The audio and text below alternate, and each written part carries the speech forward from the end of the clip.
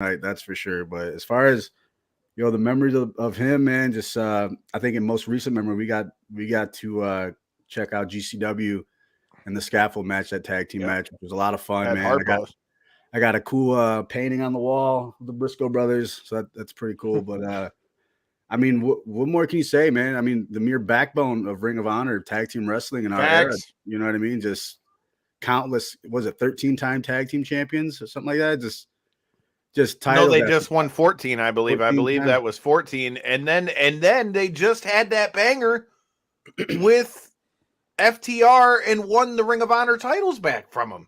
Yeah. That dog collar match was insane. Yeah. People were calling that match of the year. And these are guys who were in Ring of Honor at 18 years old, dude, when Ring of Honor was just starting. When you still had a young Bryan Danielson, you had CM Punk, you had Samoa Joe, you had all these guys, Tyler Black, AJ Styles. They've been there through them all. And then for them to come back now, you've got the resurgence of Ring of Honor. They win the titles off of FTR. For this to happen is just crazy. But I just want to talk about some of our favorite Briscoe memories. Like you said, they were some of the pillars of Ring of Honor, dude. But seeing the list and who's who of teams that they faced in Ring of Honor, man, and without them, they were the one team that really stayed in one spot when you think about that. For whatever the reason, whether that be loyalty to Ring of Honor or anything else, man, they were the one team that was synonymous with Ring of Honor. They faced everybody. Kenny King and Rhett Titus. You had, any team you want to talk about from Ring of Honor, dude, they faced them. Like you said, 13-time, 14-time world champions. They're the pillars of that. You talk about the stuff they've done with the Dudleys. Jay was a world champion too. Let's not brisk over the fact that he won the Ring of Honor World Championship. I loved some of the feuds that we got to see him in as Ring of Honor World Championship. There you go. Best promos from the Briscoes. Best promos because they were real, dude. They're out there on a chicken farm just talking shit, running their mouth, doing their thing. Like I said. Yeah, and that was no gimmick. That was no gimmick. You know what I mean? That was the Briscoes, man. That's who they were. They were the realest it could be, man. And just like you said, in the past 20 years for especially tag team wrestling, a lot of times you don't get to see those tag teams really gel and stick together. Those guys were blood, man, and everywhere they went, you knew they were there. They were a big deal. So it's an unfortunate loss, man. It's actually devastating to the wrestling world. It's very, very sad. Yeah, since me and Kyle had our little conversation about it earlier when the news had kind of first, I guess, became a thing. I had done my digging through the Twitter world and stuff, man, and it's really it's taken some people back, man. I mean, quite a few people, including I believe, wasn't it you, J-Bone, that named them tag team of the year last year? Did I think I might have. I know I had them in my my war games, my fantasy war games team. Yeah, but either way, they made such a huge impact over last year's kind of wrestling scene, I guess you can say. And to Kyle's point, like for them to kind of find out, not that they weren't already a huge deal, but for them to kind of transition their success into a broader viewing audience, I guess you could say.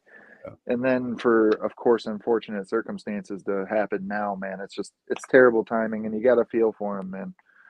Yeah.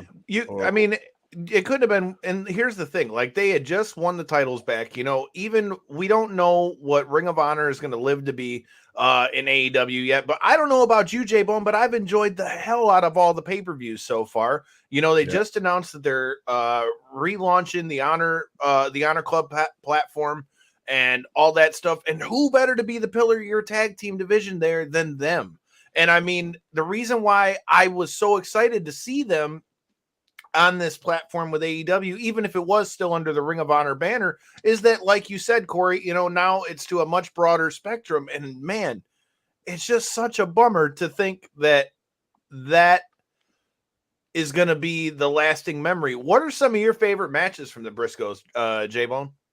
Oh man, like I said, in most recent memory, dude, you got to go to the dog collar match. Like, what a unbelievable match with FTR. Two of the best tag teams in the world at the time. I mean, not even at the time, but like the past 20 years, right? Like you said, they're the legacy of the Briscoes is just incredible, dude. And then the match I think this one's probably my favorite, only because the only time I seen them live was at GCW.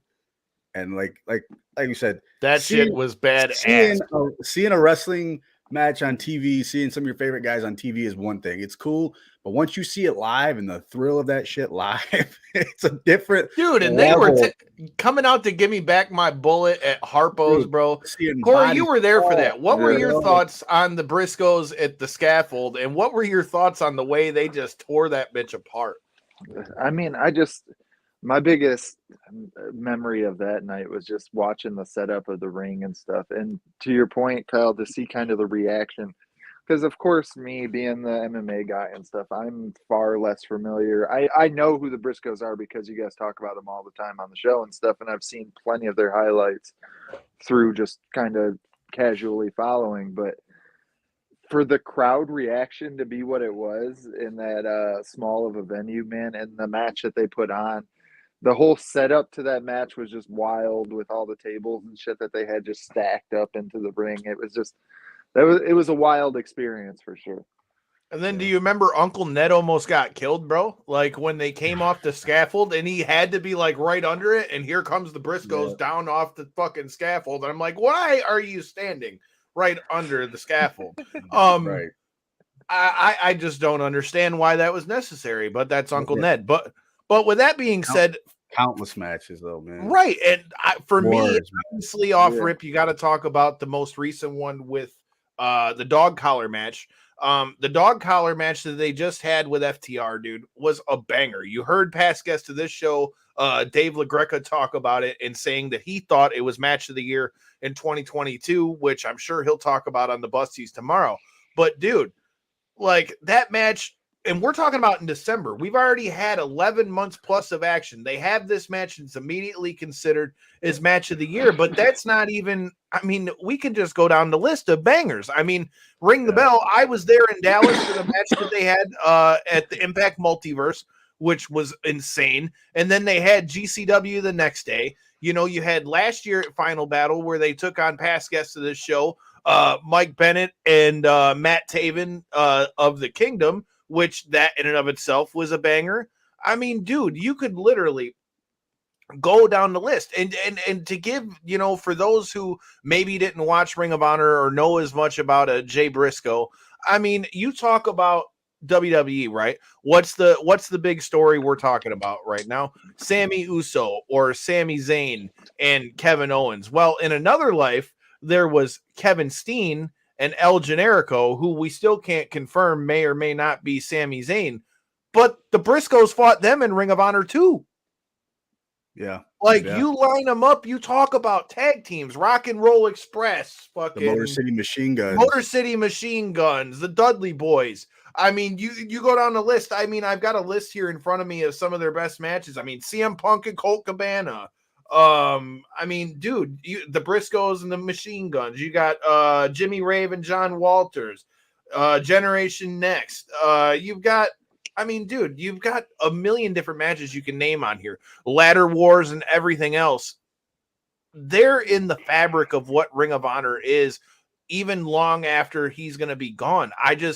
My thoughts and prayers go out to their family and their kids, and because we all know how big a family men they were. Dude, and then where do you think and then for Mark, I mean, you guys have been a tag team for 20 plus years, dude. Yeah. Like where does he pick up and go from here? Or does he just retire altogether?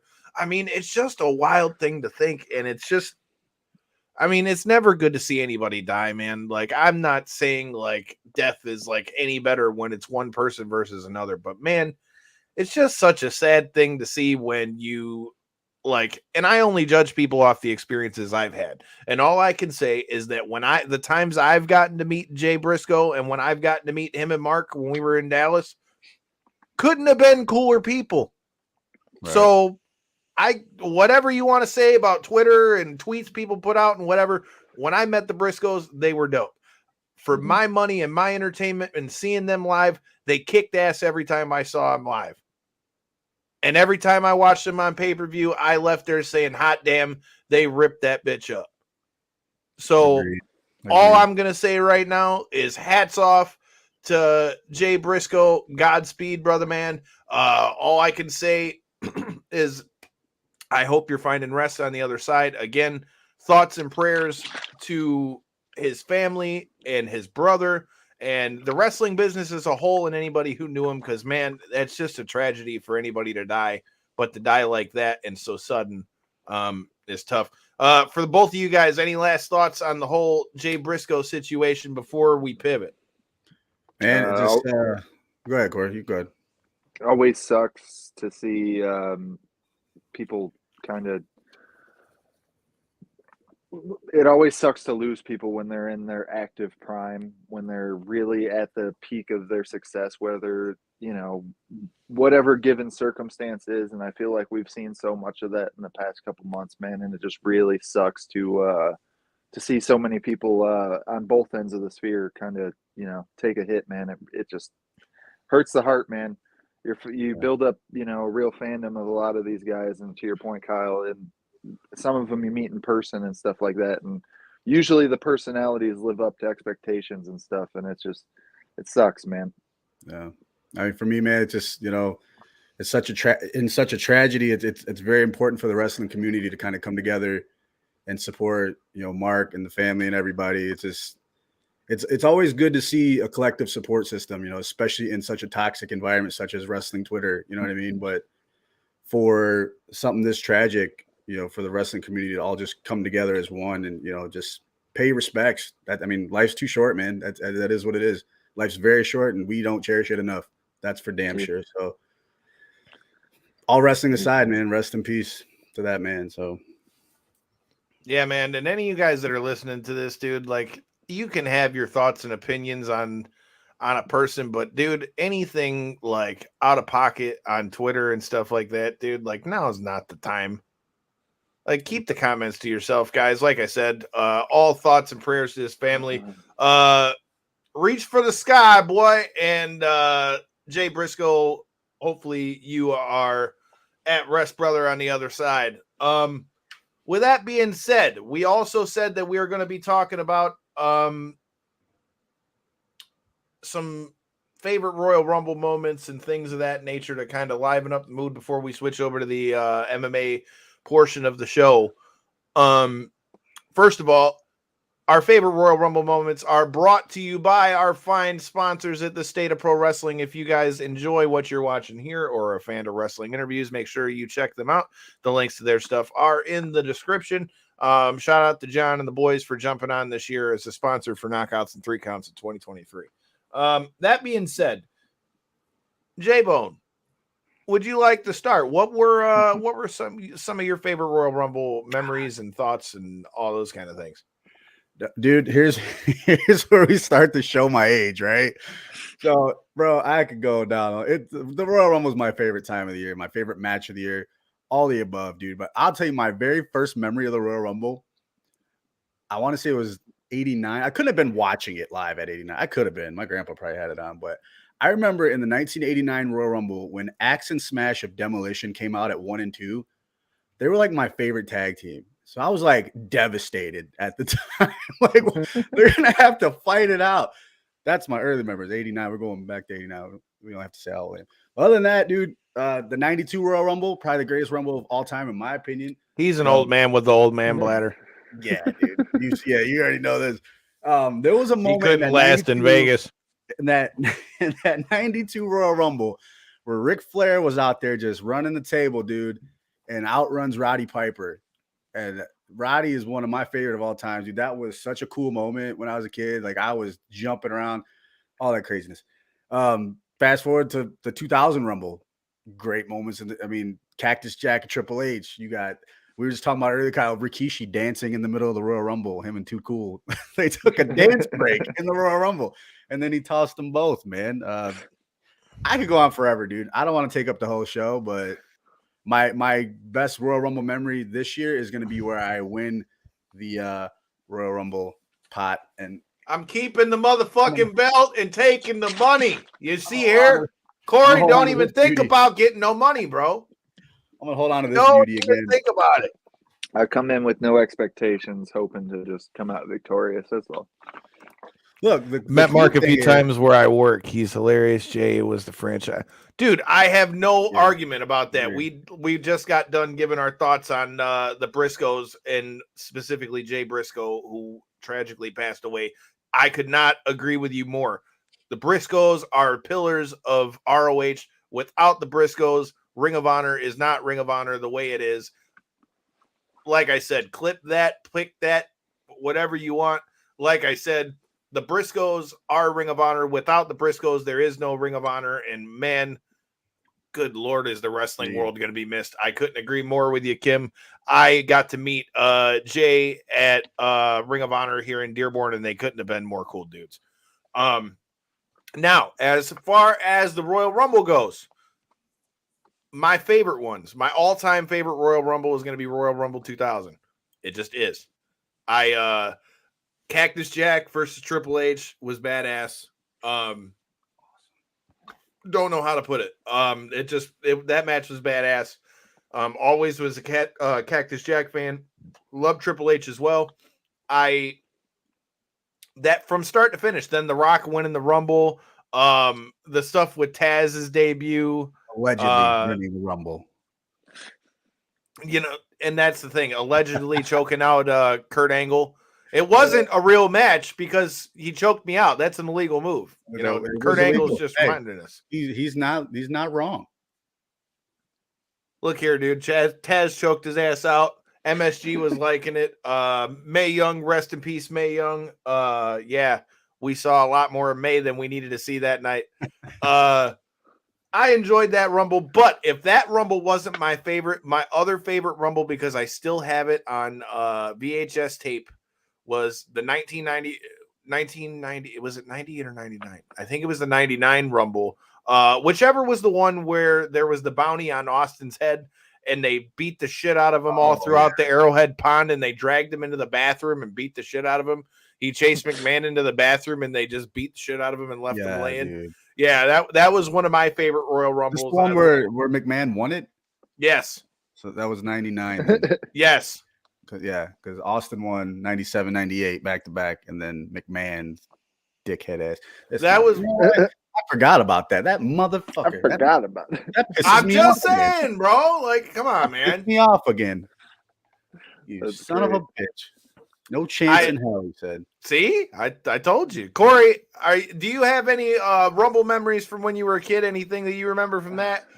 And are you looking forward to the Rumble next weekend? Because now, before we get off of the Rumble subject, they've already basically put out there that Cody's already declared that he's going to be in the Rumble, so he can't be the big surprise. So that leaves it open for somebody else, I feel like. So I don't know. What are you thinking about the Royal Rumble next weekend? Well, for my end, I guess it wouldn't be too much of a surprise, really. But my favorite was last year. Got the boys together, got to have some drinks, got to watch you boys go crazy over who wins these belts and shit.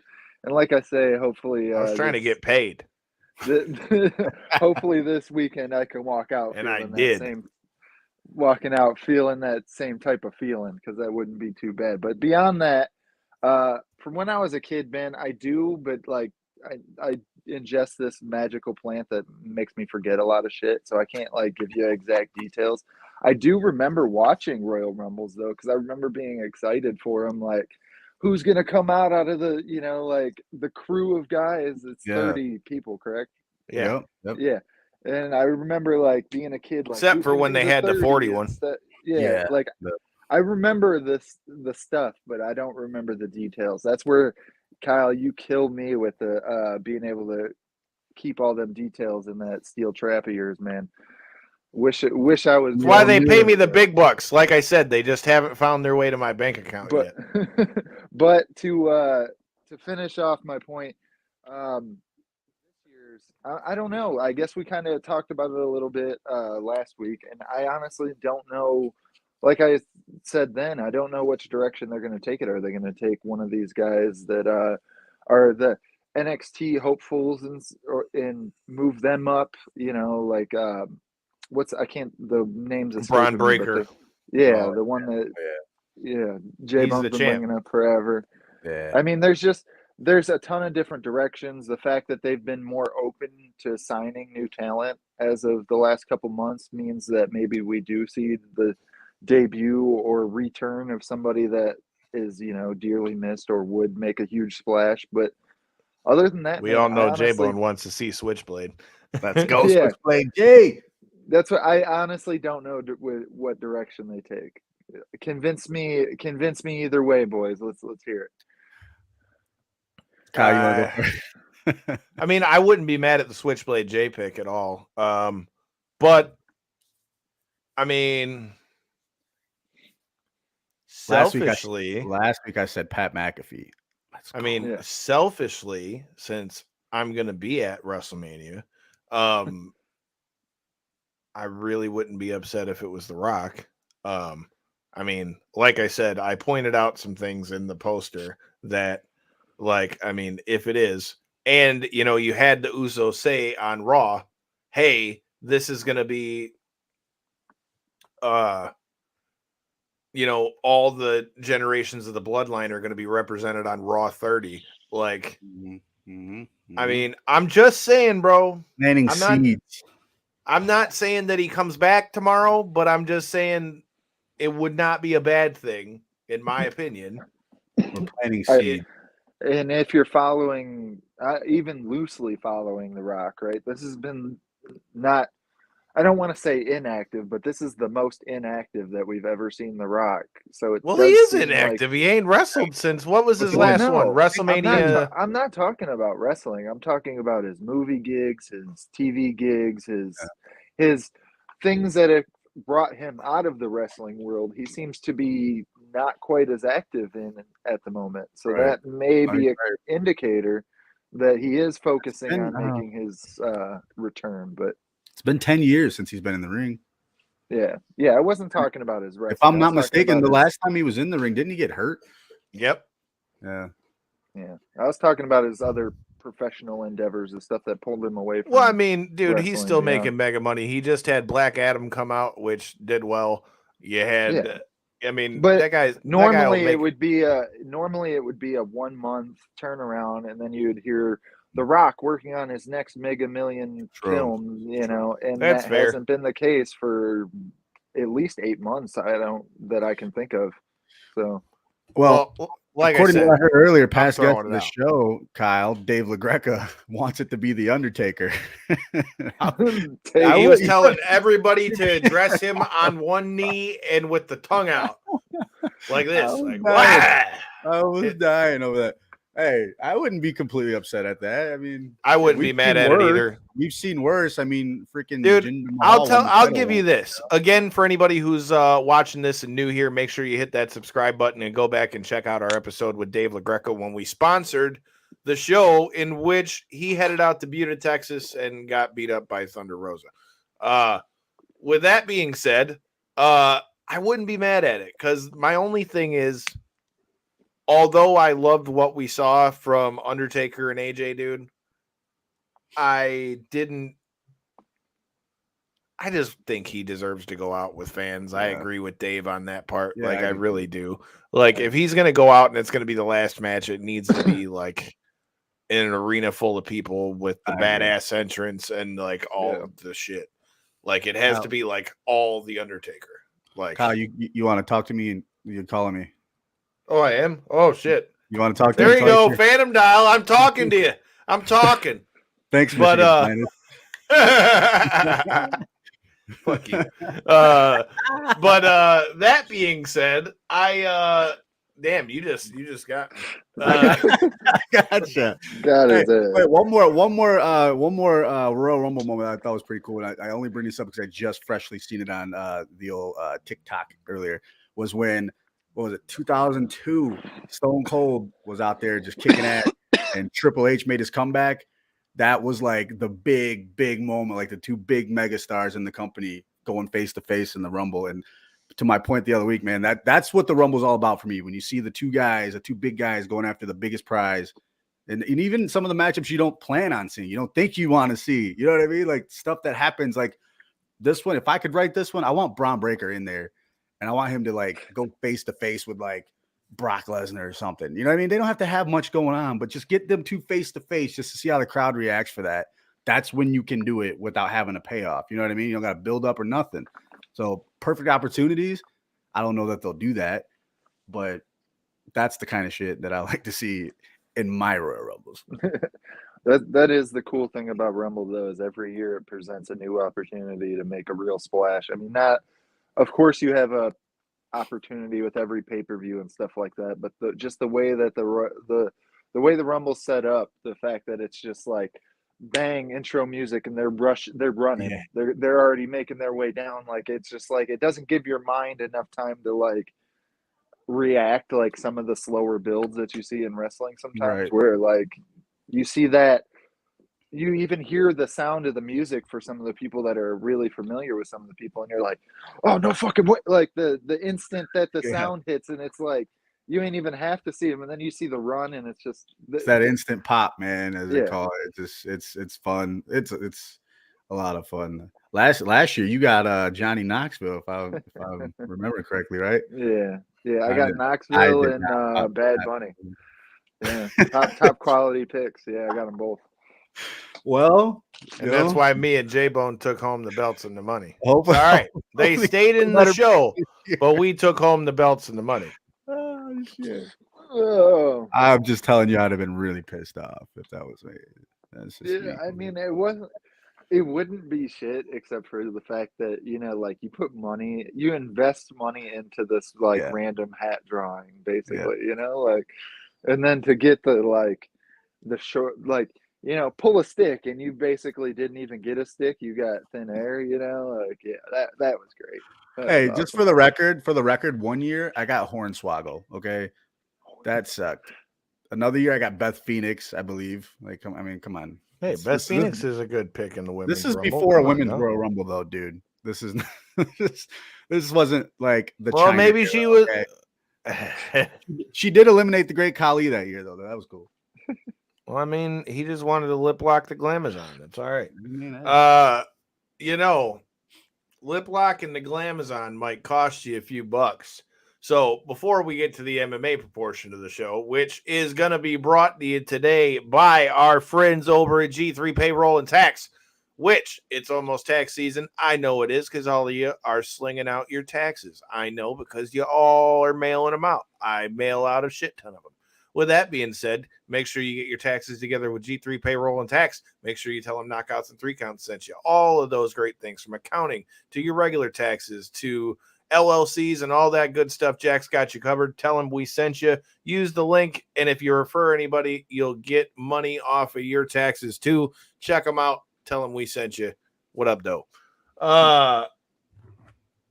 MMA has got some interesting stuff. Now, I was kind of almost waiting to see if he was going to do the Medusa and say, this is what I think of the UFC belt, and just drop that bitch in the trash.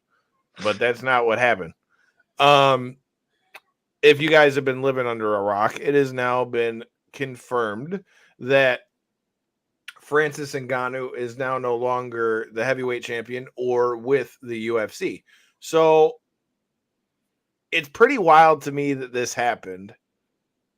But I gotta say, after hearing the interview with Ariel Helwani, I very much so respect Francis Ngannou for doing what he felt was right and sticking up for other people.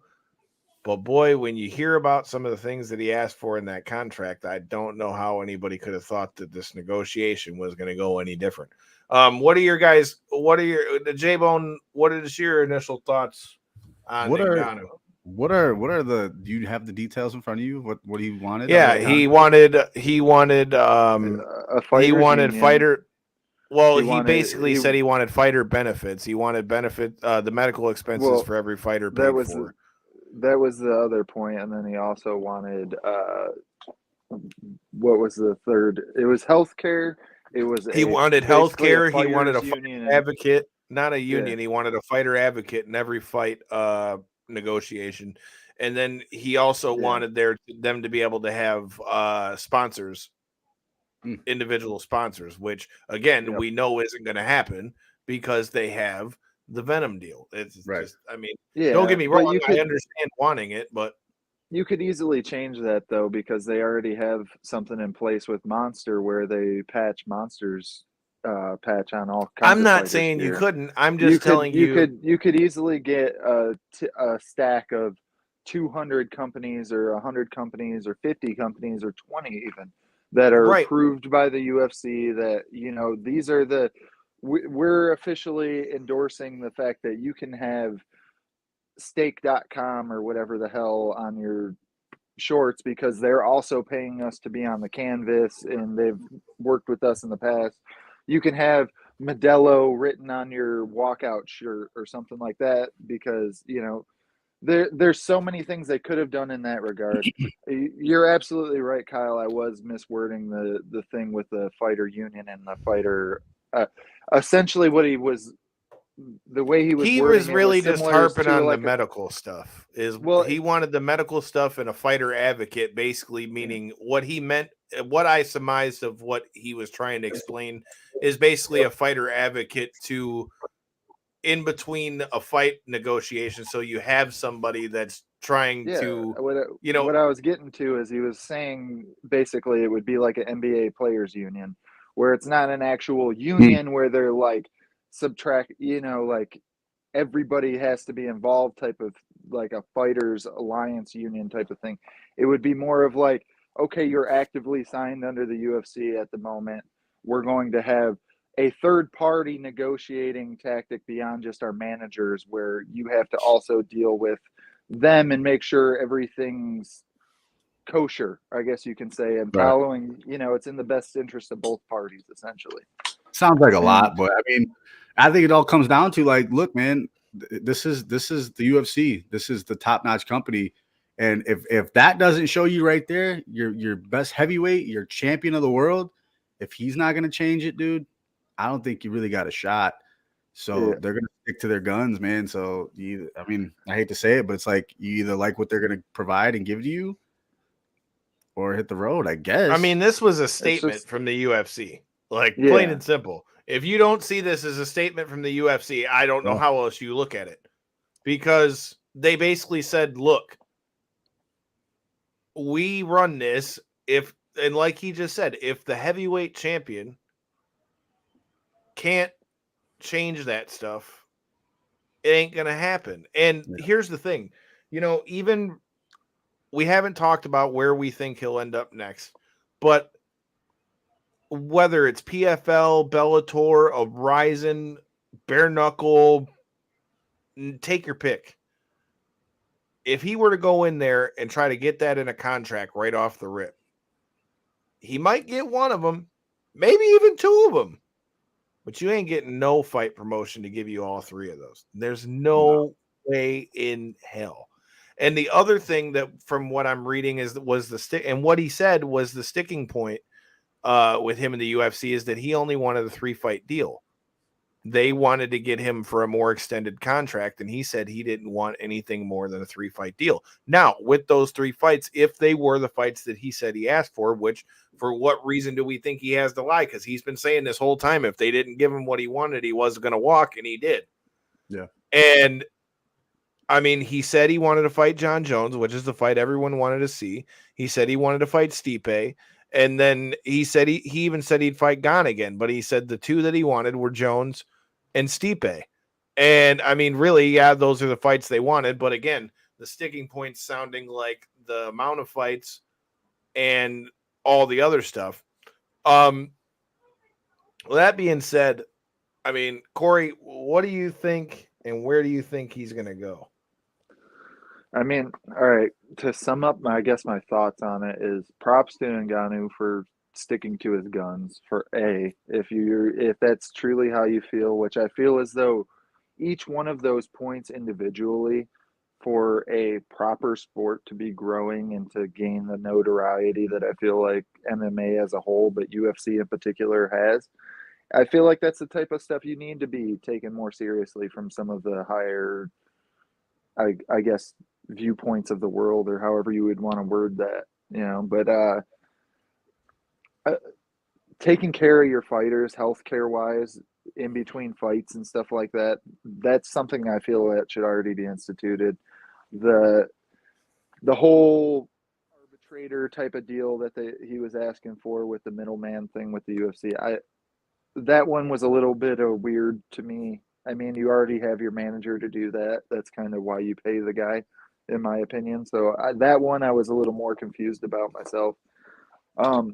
But I feel like there wasn't anything in like some glaring hole in what he was asking for where like they shouldn't have been able to at least take care of some of this stuff. I understand they have a huge bloated roster and it would be almost impossible to, how do you offer general health care to somebody that lives in Kyrgyzstan or some, like some far country where the regular services that a healthcare provider over here, an insurance company would, like, how do you even do that? You know what I mean? It would just be, there's such a red tape in that. I don't know how to sum up all my thoughts, I guess, on this, other than the fact of like this, it is very telling that the heavyweight champion of the world can't make serious change in the organization before they just let him go. I understand they offered him some real money and stuff to stay, but that's where I commend him for not just taking the money and saying, I guess that'll do.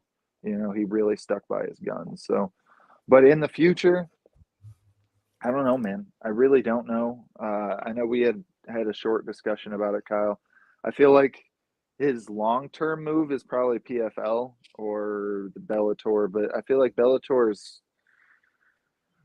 I don't know. I feel like Bellator, the way that they're kind of situated, they've been very stagnant for a very long time, and for them to make a huge investment in somebody like Francis Ngannou to then run through their heavyweight division, I don't know. I feel like at least in the PFL, it would be a little more of an interesting topic other than just like one-off fights with Ryan Bader or, Fedor or some shit, like who does Bellator got that it would be like, super entertaining heavyweight fights. So I feel like at least the PFL with the season format or with the pay-per-view thing that Jake Paul's starting to do with them, something like that would be interesting. But in the short term, to wrap up my answer, I think it's going to end up being boxing.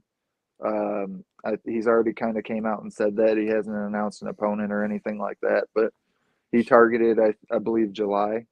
So we shall see what comes out from that. But that's, think he does well in boxing? Do you think he does?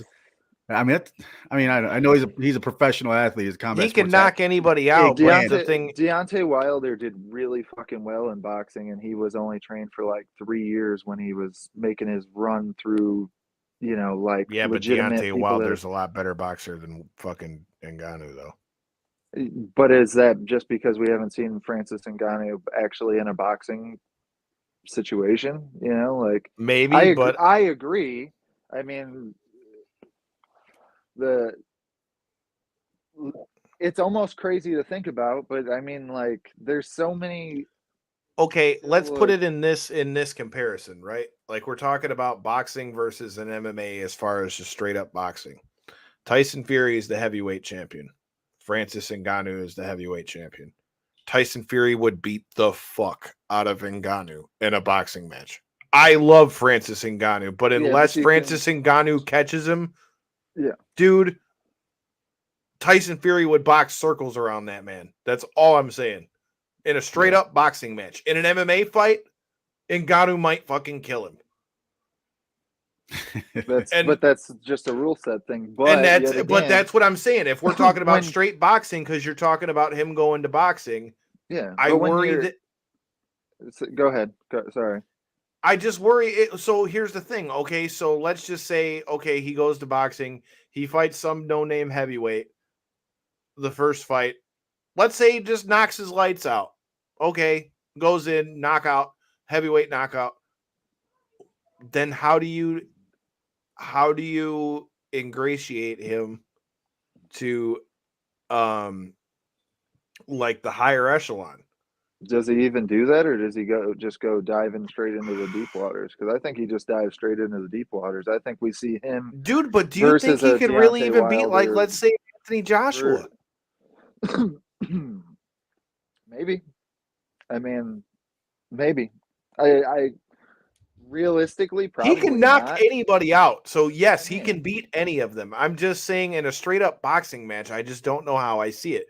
As far as to what sorry, but to round out my point, the reason why I say I feel like he's going to go into the deep waters is because the way the Conor McGregor route was handled. I feel like if you're going to do it, you're going to do it. I know the UFC was involved in yada yada, so that was a different thing. And now Francis Ngannou is representing himself, but still, I feel like he's going to go straight into the deep waters. He's going to fight somebody like a Deontay Wilder, Tyson Fury, Anthony Joshua, one of these top end, like somebody that's going to also sell pay-per-views, basically is what it boils down to. Because I don't think he's going to. Hell of a first fight if it was Deontay Wilder. I'll tell you that. Yeah. Dude.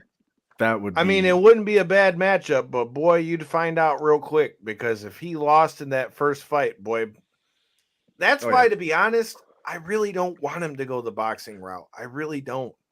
Because does he lose that much steam if he loses? If he goes in there and gets knocked the fuck out, he does. If he gets knocked out, he does. And I don't want to see him lose any more bargaining chip for him to go somewhere else because I still feel like he got the shit end of the stick with the UFC, even if I think that maybe that wasn't the most smart negotiation tactics. Now, as to where I think he can go, like you said, we talked about this. Now, I think the most advantageous might be PFL because of all the stuff with Jake Paul and their want to grow and the amounts of money that they're throwing out to people. I think that they could be a definite contender for Francis Ngannou. But that being said, Ngannou's already said he doesn't really want to sign more than 3-fight deals. So if he goes to PFL, I don't know that he would want to fight through a season. Now, obviously, it's only one additional fight. It wouldn't be 4 instead of 3. But I didn't let me finish my point. So here's the thing, though. I also understand that if there's $1 million at the end of a tournament, that can motivate a motherfucker to want to go fight through a season. So again, I understand that there's eyes to it. And again, to Corey's point with the Jake Paul thing, that could be alluring too, because, everybody looks at him as the cash cow right now. But I'm going to offer a different solution, and it is still in the MMA realm, but I really think that Bellator might not be a bad way to go for a few reasons. Number one, Scott Coker seemed to be a lot easier to deal with for fighters, and there's been a lot more pro fighters. So I feel like he might be more willing to listen to some of the things that Ngannou wants and maybe be willing to bend on some of those things that maybe Dana wasn't. Again, I don't think he'll get all 3 of them in any promotion, but I do think that Scott Coker or a PFL may be more willing to hear some of that out.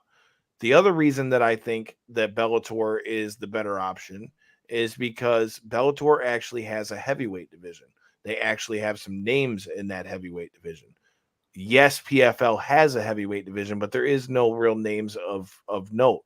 Yes, they brought in Verdum, but we've never seen him fight again since that first fight, and there's not even been any rumblings of another fight. Now, obviously, if an Ngannou comes in there, but let's be honest, if he goes in there and fights an aged Verdum, does that really do a whole lot for Francis Ngannou, who was just the UFC heavyweight champion? Not really. So that's why, in my opinion, the biggest thing when it comes down to a landing place for him is it's going to be obviously the most obvious in how much is he getting paid. And on top of that, what of those things are going to be met? Because I'm sure he's going to ask for something similar wherever else he goes. But to me, it's going to come down to, does Francis want who's going to give him the most money?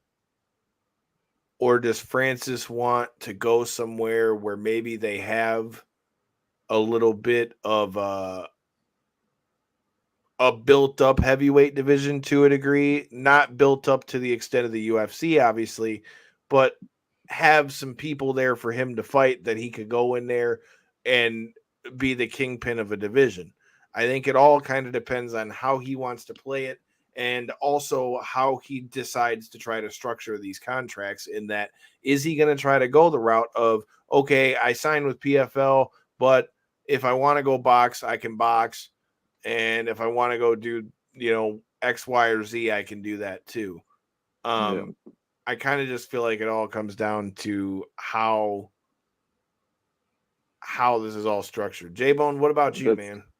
Well, my question is, do you guys think that that's the last offer he gets from the UFC? Do you think that, because I know they lost their right to match now, right? As of him being released. They gave up their right to match. They didn't. They didn't, because he walked. They keep swinging it like they gave up their right to match. They didn't give up shit. Yeah, the UFC did not give up shit. The UFC had no say in the matter anymore because he fought out his contract and it exceeded the time limit. Everybody. So do you think in a couple months they don't come back and say, "Hey, look"? I'm not saying they might not, but again, that all goes back to my point. To your point, though, I don't think there's anybody out there for him. If you're going to fight the best guys in the world, you got to fight in the UFC. Sure, and there's no arguing that. But that's why I'm saying I think a bigger offer or a better offer with the UFC is all going to depend on two things. Number one, what Francis Ngannou does outside of here. Meaning, A, does he sign with somebody else? Or, okay, he says he's going to go the boxing route. If he goes out the boxing route, and let's just say he gets caught and knocked out or doesn't look that great, well, then that's going to fuck up some of his bargaining chip. So I think those are the two big factors on what if the UFC is going to come back around. I don't think it's a question that he still has the value because he walked away as champion. And as I've talked about till I'm blue in the face with this whole thing, he beat the greatest heavyweight of all time. He won. He won against Gane, and Gane is the guy who you've got in there in this new heavyweight title fight against Jones.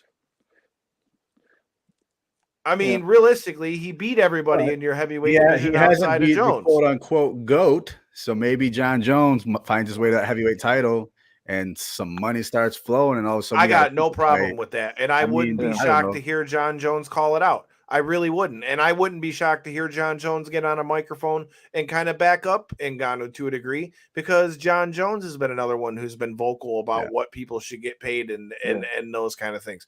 So I wouldn't be surprised at all if, let's say John Jones goes in there and does what most of us think will happen, and that's that I would think that he's going to beat Cyril Gane. But let's also not forget that John Jones also is coming off of his two most lackluster performances when you talk about a significant time layoff too. Exactly. So how long has it been? It's been 1,121 days to the day that they announced that he was going to be back. Till he signed a contract. So it's that plus whatever it's been since. Boy.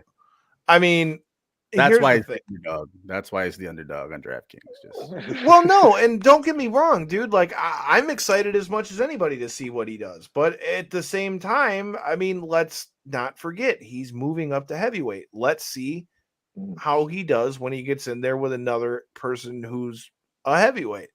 So, I mean, don't get me wrong. I still think John Jones does great, and I think if John Jones fights how John Jones can fight, I think he takes Cyril Gane down and beats him up on the ground.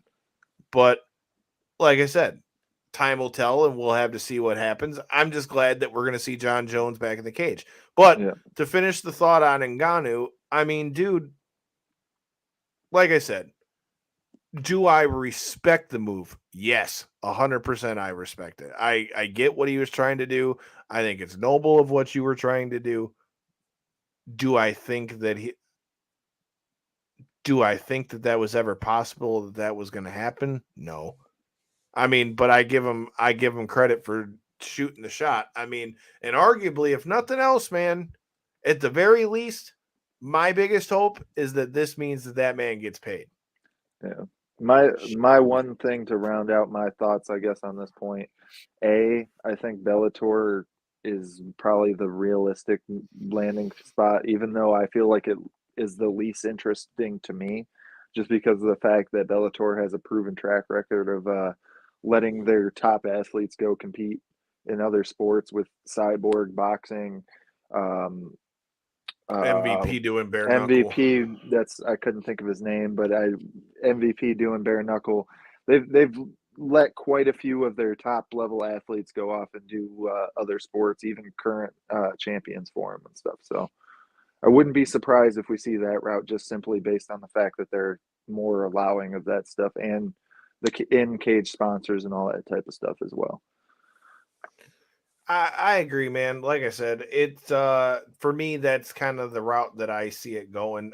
Do I think it would be gnarly to see Francis Ngannou fight in bare knuckle? Sure, but I don't think that's really realistic. Imagine getting hit by that freaking. No, I can't. Dude, again, I had his fist this close to my fucking head. Go follow us at KO3C Pod and go see it for yourself. His fucking fist is bigger than my head, and I have an entirely too big a head. Maybe that's why I remember shit so good. But, dude, I know I don't want him to hit me. Fuck you, I don't want him to hit me. How about that? I'll drop kick. I will hit him with a flying Chris Sabin drop kick to the nuts before I let him hit me. That's a rough. Oh, hold on, Corey.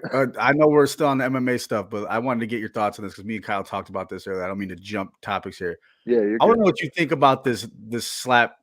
What is it called? That was what I wanted to end the show with. So what was it called? What's it called, Kyle? There's a few of them now. Slap fight. Yeah, slap fight. I think is what it's called. Okay, so did you see? First of all, did you see what I retweeted this yesterday? Did you see the guy with this big old swollen face and just, dude? I want to know what you think about this.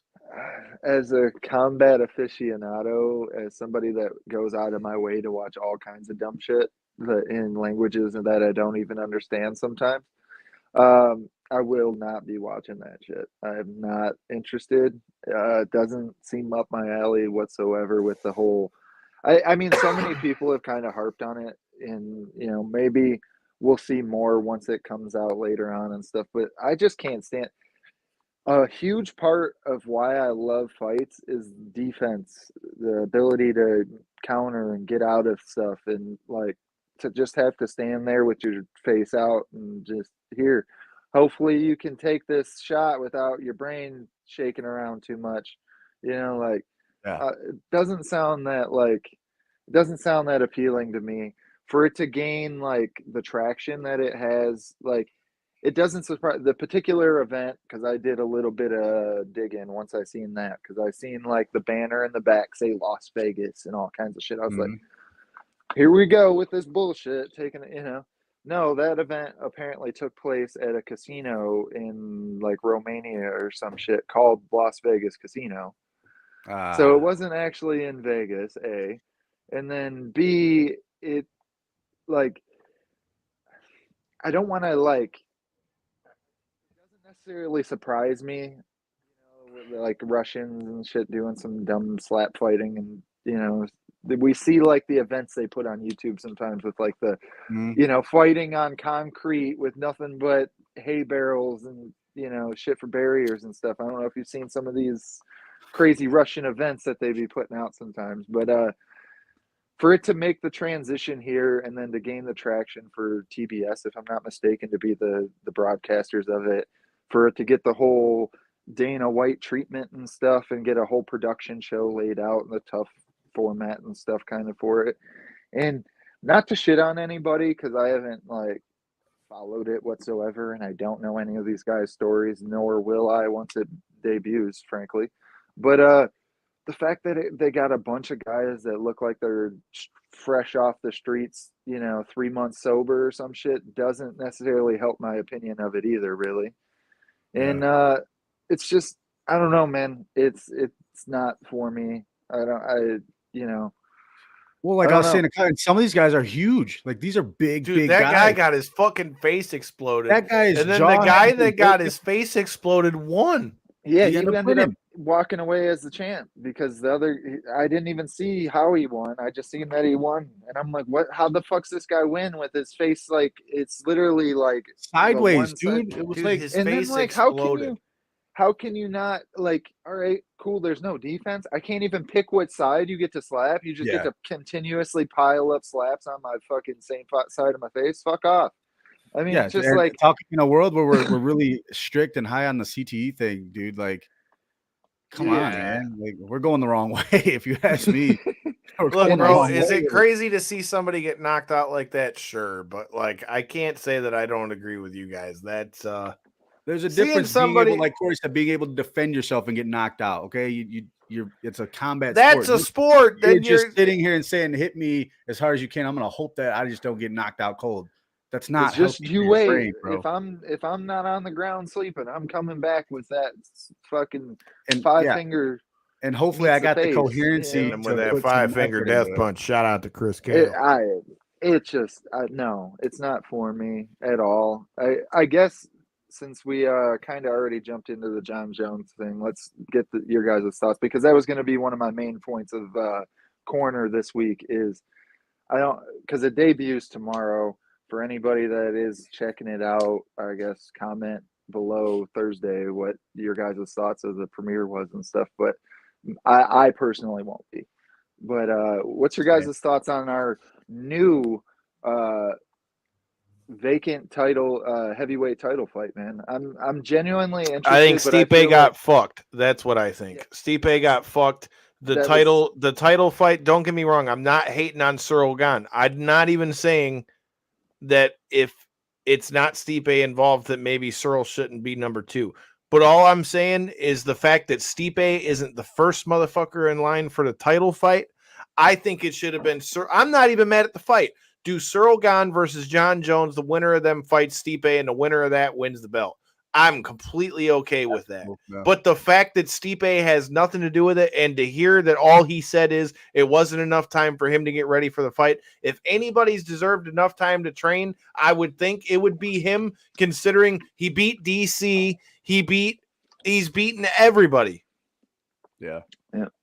He beat them all. No respect. I agree. He beat Ngannou too. That's my only, I guess, gripe with the matchup is the fact that it was probably like my third in line for what I was hoping when we seen the Jon Jones return. But that being said, I'm still definitely interested, to your point, Kyle. That fight's still going to be cool. Like, don't get me wrong. I'm not saying I don't like the fight, but do you want my opinion? I think Stipe got fucked. If you didn't put the title on this fight, I'm totally okay with it. Putting the title on it, Stipe got fucked. You can't do that. The fact that Ngannou is not signing and Jon Jones is fighting, you can't. I'm not mad at him fighting for the belt, but then he should have fought the last champ like that in Stipe. Yeah, but like I said, if you take the title off of that fight, I got no problem with it. Yeah. Putting the title on that fight is my problem. Because again, and this is just my opinion, Stipe has gotten passed over again. Definitely. And I feel like they don't put enough respect on that guy's fucking name.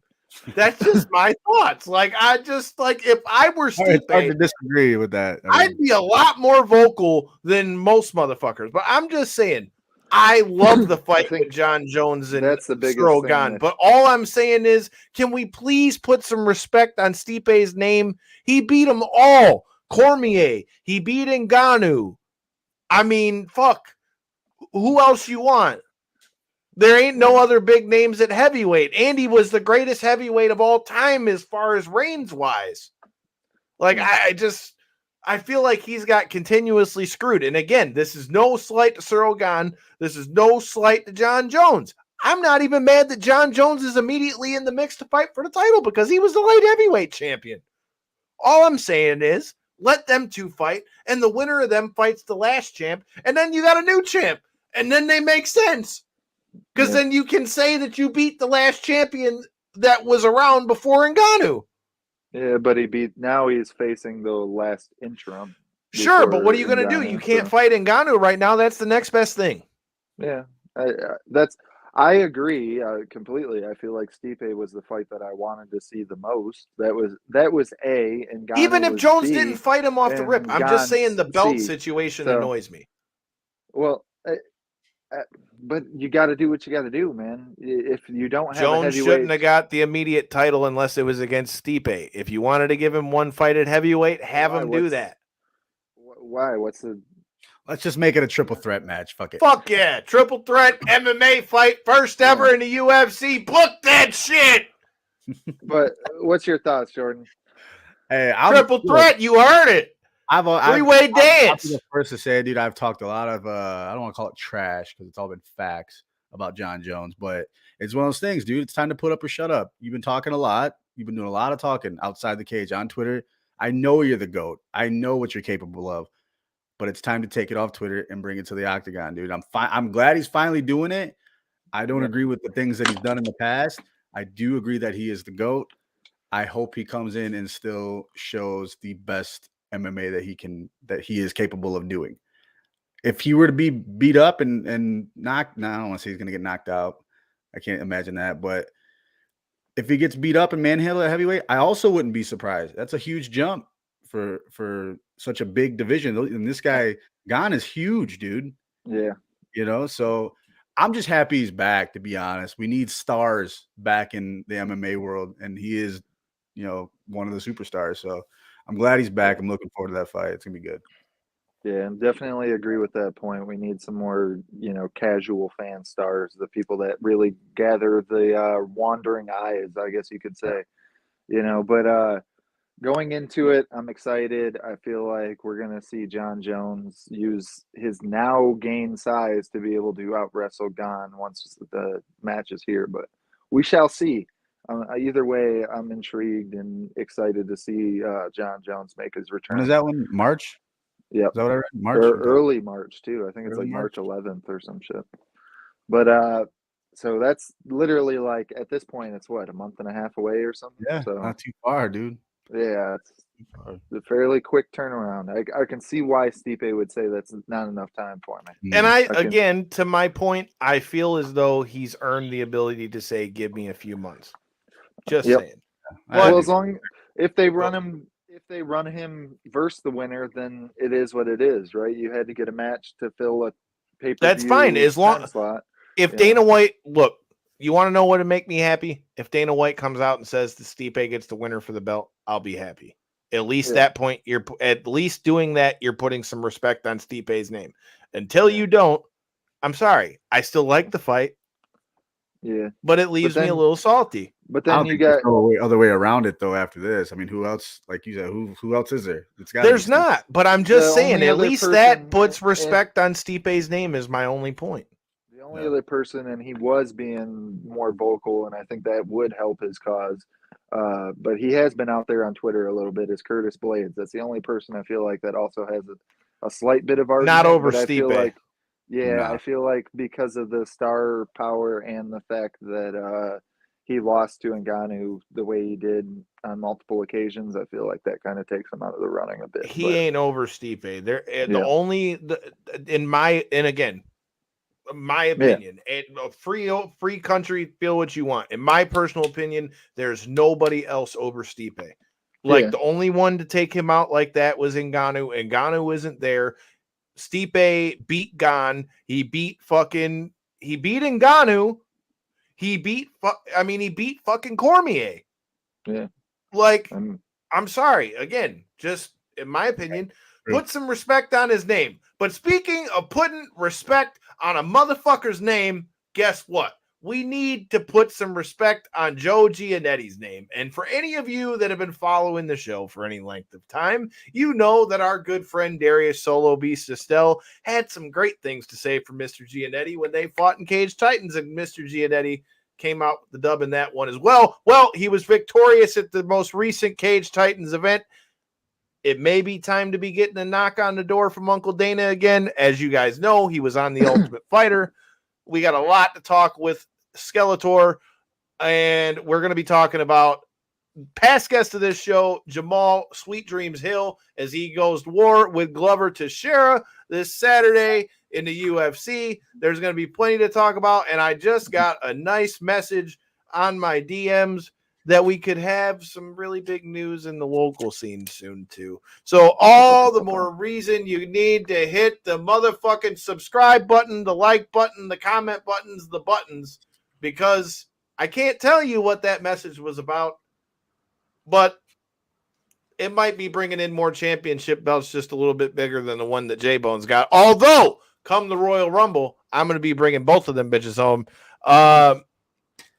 Fox 5 and what they're saying that the Maryland State Police released reports on. Checking in about the Jay Briscoe thing. We addressed Jay Briscoe at the top of the show, man. I could not again express my condolences anymore to the Briscoes, to Jay Briscoe, his family, his brother Mark Briscoe, the wrestling world as a whole. I mean, dude, again, he couldn't have been nothing but cooler to me. A huge loss for wrestling. Like I said, I hope the tribute that we were able to do at the beginning of the show and talk about some of our favorite memories can help with that. Like I said, I'm not trying to say that this is anywhere that's going to give you any of the news to what happened, because I don't know. All I know is that we lost Jay Briscoe way too soon, and that I want to remember them for the great things that they did. And being one of the best tag teams of all time, I enjoyed the shit out of them boys. And even though it started on a somber note, I have enjoyed the hell out of this here show. Like I said, we've got plenty to come for you this Thursday. Joe Giannetti is going to be checking in. We're going to be talking about his most recent fight. We're going to be talking about UFC this weekend. We're going to be talking about things in Brazil. I appreciate you, sir, on letting us know about the info. I definitely appreciate it, and we'll be on the look for that as well. Like I said, we are big fans of the Briscoes here. And until next time, in the in-between time, hit that subscribe button, hit that like button. Check out the sponsors. Please hit the links.